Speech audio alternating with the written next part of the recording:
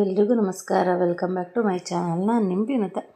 ಈ ವಿಡಿಯೋ ಬಂದ್ಬಿಟ್ಟು ನಾನು ಸ್ಯಾಟರ್ಡೇ ಈವ್ನಿಂಗ್ ವ್ಲಾಗು.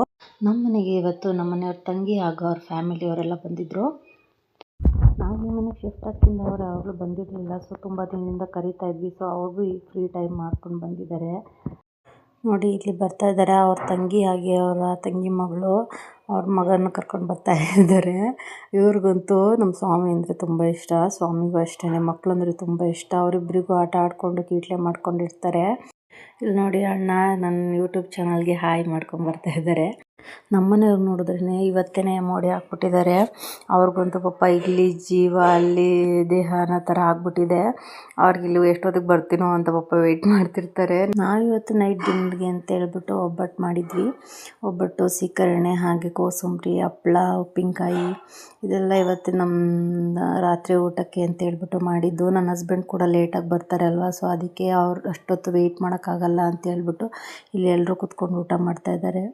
ನನ್ನ ಹಸ್ಬೆಂಡ್ಗೆ ಈ ಥರ ಮನೆ ತುಂಬ ಜನ ಇರೋದು ನೋಡಿದ್ರೆ ತುಂಬ ಖುಷಿ. ಪಾಪ ಅವ್ರನ್ನ ಮಿಸ್ ಮಾಡ್ಕೊತಾ ಇದ್ವಿ ಊಟ ಮಾಡಬೇಕಾದ್ರೆ. ಎಲ್ಲರೂ ಚೆನ್ನಾಗಿ ಮಾತಾಡ್ಕೊಂಡು ಕೀಟ್ಲೆ ಮಾಡ್ಕೊಂಡು ಊಟ ಮಾಡ್ತಾಯಿದ್ದಾರೆ. ನೋಡಿ ಇಲ್ಲಿ ಇವನು ಸೂಪರಾಗಿದೆ ಅಡುಗೆ ಅಂತ ಹೇಳ್ಬಿಟ್ಟು ತೋರಿಸ್ತಾ ಇದ್ದಾನೆ. ಬೇಗ ಮದುವೆ ಆಗಿ ಅಂತ ಹೇಳ್ಬಿಟ್ಟು ನಾವು ಅವರಿಗೆಲ್ಲ ಕಾಲು ಎಳ್ಕೊಂಡು ಕೂತ್ಕೊಂಡು ಇಲ್ಲಿ ಮಾತಾಡ್ಕೊಂಡು ಕೂತಿದ್ವಿ. ಅವ್ರದ್ದು ಎಲ್ಲ ಊಟ ಮುಗಿಸ್ಕೊಂಡ್ರು. ಊಟ ಮುಗಿಸ್ಕೊಂಡ ನಂತರ ನಾವು ಊಟ ಮಾಡ್ಕೊಳ್ಳೋಣ ಅಂತ ಹೇಳ್ಬಿಟ್ಟು ಮಾಡ್ತಾಯಿದ್ವಿ.